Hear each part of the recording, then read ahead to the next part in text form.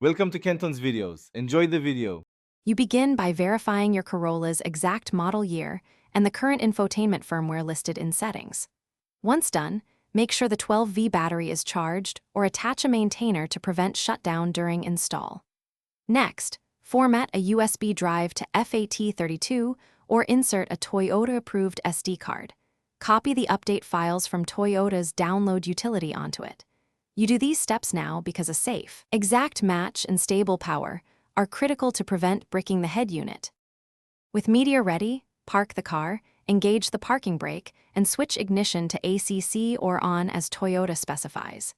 Insert the USB or SD card and follow the on-screen prompts.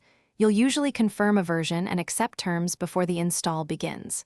During the update, let the process run uninterrupted for 20 to 45 minutes. This often includes multiple reboots of the head unit. If progress stalls, wait a few minutes because some steps take longer while files unpack and flash. After completion, verify the new firmware version in settings and test Bluetooth, navigation, audio, and camera functions.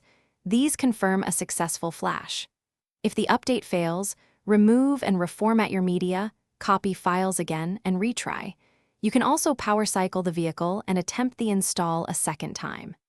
If errors persist or you see error codes, record them. Then contact your dealer or Toyota support. They can perform a console reflash or deeper ECU diagnostics. Thanks for watching. Consider subscribing if we helped you.